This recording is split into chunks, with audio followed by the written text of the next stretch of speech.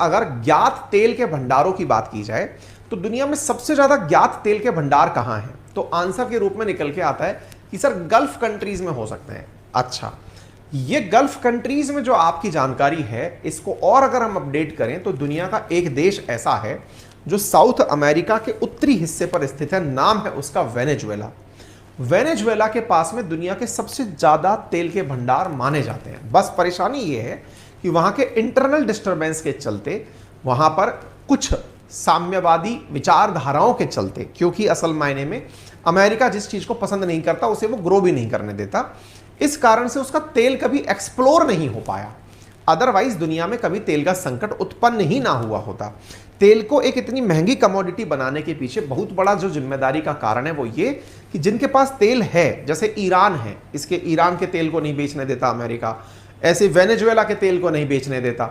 अगर ये तेल भी इजीली मार्केट में अवेलेबल हो तो अमेरिका से कोई दुनिया का देश तेल खरीदे ही ना, तो तेल को महंगा करने में भी अमेरिका की एक रणनीति रहती है। खैर, फिलहाल के लिए जो खबर है वो क्या है कि वेनेजुएला जो कि दक्षिण अमेरिका में स्थित एक कंट्री है, इसके पड़ोस में रिलेटेड एक छोटी सी कंट्री और है, उसका नाम है गुयाना। आप कहेंगे भी थोड़ी देर पहले तो आपने फ्रेंच गुयाना बताया था। फ्रेंच गुयाना अलग है, गुयाना अलग है। फ्रेंच गुयाना और गुयाना के बीच में एक छोटा सा देश और है जिसका नाम है सूरीनाम, और वहां पर एक इंडियन ओरिजिन का व्यक्ति राष्ट्राध्यक्ष है।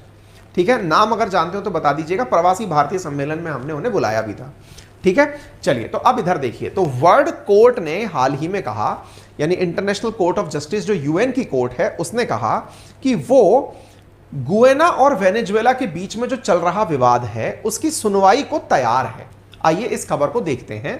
वर्ल्ड कोर्ट ने कहा it can rule on Guyana Venezuela border dispute. इसने ये कहा कि ये गुयाना और वेनेजुएला के बीच में जो बॉर्डर डिस्प्यूट चल रहा है उन पर अपना फैसला सुनाने के लिए तैयार है। वर्ल्ड कोर्ट से it can rule on Guyana Venezuela border dispute, इसने इसके बारे में कहा। आईसीजे ने वेनेजुएला के द्वारा जो कहा गया पॉइंट था उसे भी रिजेक्ट करते हुए कहा। हैरी पटेल, धन्यवाद भैया, सुपर थैंक्स में आपने $1 भेज दिया है, बहुत बहुत धन्यवाद।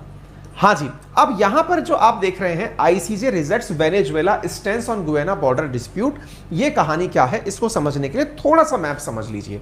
आप में से जो पुराने साथी हैं हमारे, जिन्होंने नॉर्थ अमेरिका के साथ कंट्री हमसे याद किए हैं अभी अपनी मैपिंग की क्लास में अपनी पाठशाला पर, उन्हें ये बाकी देश तो याद होंगे, उन्हें नॉर्थ साउथ अमेरिका हम 1-2 दिन में ये भी कराने वाले हैं। ठीक है ना, इन पे देखो, यहां पर पनामा से कनेक्टेड देश है कोलंबिया, उससे कनेक्टेड देश है वेनेजुएला, उससे कनेक्टेड देश है गुयाना। साथियों, गुयाना और वेनेजुएला के बीच में यहां एक बॉर्डर है, उस बॉर्डर को लेकर इन दोनों देशों में कलेश है। क्यों कलेश है, अब मैं उसका कारण बताता हूं। कारण यह है, इसके आगे, यानी कि ये जो गुयाना है ना, इसके आगे समुद्र में इस जगह,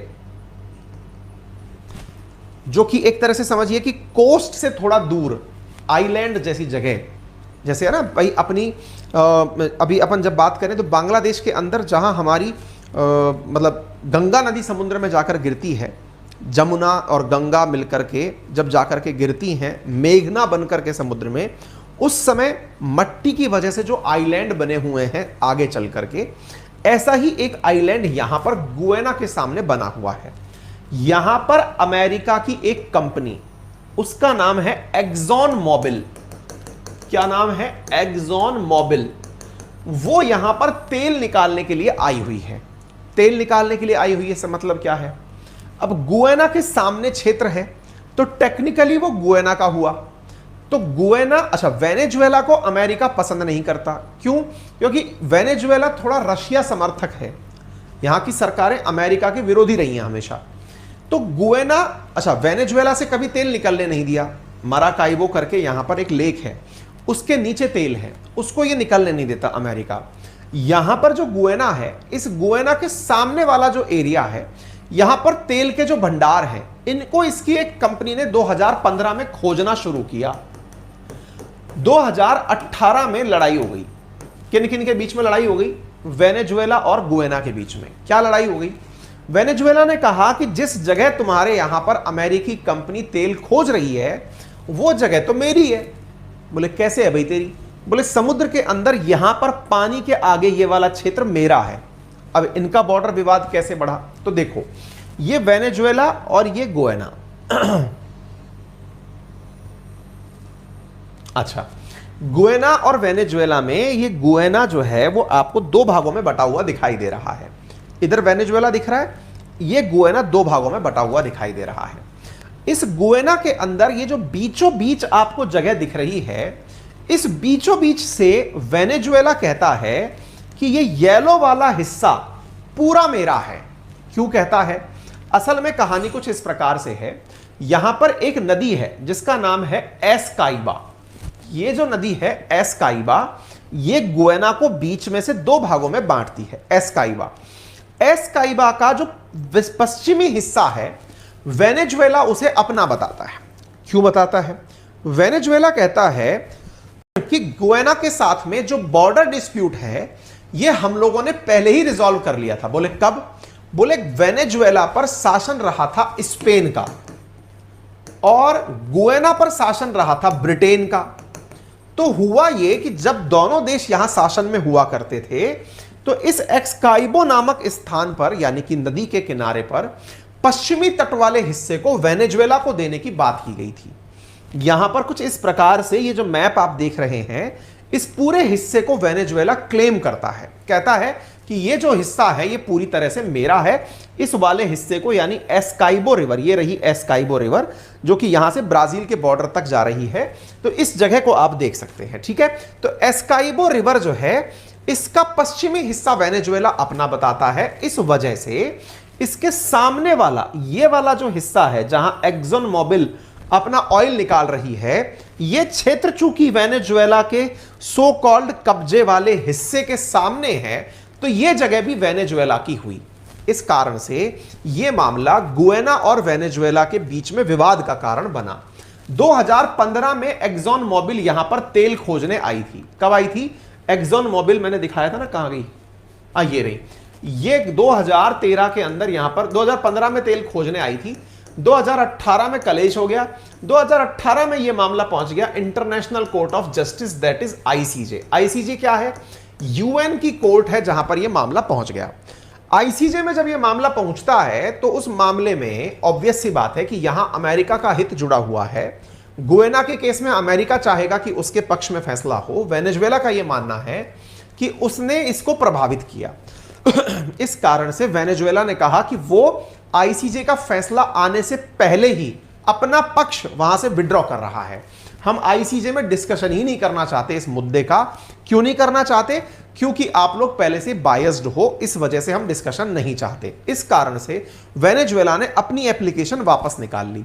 अब स्थिति यह हुई कि आईसीजे से इसने अपनी एप्लीकेशन तो वापस निकाल ली, गुएना तब भी अपना, क्योंकि गुएना को तो अपना हिस्सा चाहिए था। गुएना आईसीजे के कोर्ट में अपने फैसले का इंतजार करता रहा। उस फैसले में जो बात निकलकर आई है, वही फैसला आज की न्यूज बनी है कि वर्ल्ड कोर्ट यानी आईसीजे ने कहा है कि it can rule on गुएना Venezuela border dispute, यानी कि यह फैसला दे सकती है। भले ही वेनेजुएला उस फैसले को सुने ना सुने, इसने कहा कि यह उस फैसले को सुना सकती है। रूल का मतलब शासन करना नहीं है, यहां पर उस रूल का मतलब है शासन देना है, यानी फैसला देना है। अब बात आती है, यूएन की कोर्ट है आईसीजे, क्या वेनेजुएला इस बात को मानेगा? देखिए, इस बात में मानना ना मानना इस बात पर निर्भर करता है कि उसके एवज में दुनिया के जो यूएनएससी के देश हैं वो क्या निर्णय लेते हैं। क्योंकि असल मायने में आईसीजे के फैसले को लागू कराने की जो क्षमता है वो यूनाइटेड नेशन सिक्योरिटी काउंसिल के 5 देशों में है। वो 5 देश जब एक अधिकार से ये कह दें कि यदि फैसला नहीं माना तो यूएन कार्रवाई करने को तैयार होगा, यूएन अपनी फोर्सेस भेजेगा। लेकिन यूएन फोर्सेस तब तक नहीं भेज सकता जब तक यूएनएससी एक मत ना हो जाए। तो फोर्सेस भेजने की कार्रवाई यूएनएससी में तब तक नहीं हो सकती जब तक वेनेजुएला के विपक्ष में रशिया खड़ा ना हो जाए। जबकि वेनेजुएला, चाइना, रशिया सब एक साथ हैं और ये तो चाहते भी हैं कि वेनेजुएला से भी तेल निकल करके आए, अमेरिका को काउंटर मिले। ठीक है, तो अंतरराष्ट्रीय स्तर पर यह मामला चर्चा में क्यों है? विवाद क्या है? सारी कहानियां मैंने आपको बता दी, सारी स्थिति को मैंने समझाने का पूरी तरह से आप सबके सामने प्रयास कर दिया है। ठीक है, उम्मीद है आप सबको बातें समझ में आ गई होंगी। आईसीजे और आईसीसी दोनों ही नीदरलैंड के द हेग में स्थित हैं और वहीं से सारे के सारे निर्णय लिए जाते हैं। ठीक है, मैपिंग की क्लासेस चल रही हैं, वर्ड मैपिंग के साथ साथ आपको जो मार्च में हमने क्लासेस पढ़ाई थी वो भी मिल जाएंगी। आज मैंने अपनी पाठशाला के बहुत अच्छे से आपको फीचर्स समझाए हैं, आप जाकर के उसे लिंक को डाउनलोड कीजिए और समझिए और आपके लाभ की जो चीज़ें हैं उन्हें वहाँ से प्राप्त कर लीजिए। वहाँ पर पूरी world geography, mapping, Indian polity, Indian history, सारे सब्जेक्ट जो टोटल हैं वो आपको मात्र 1999 के अंदर उपलब्ध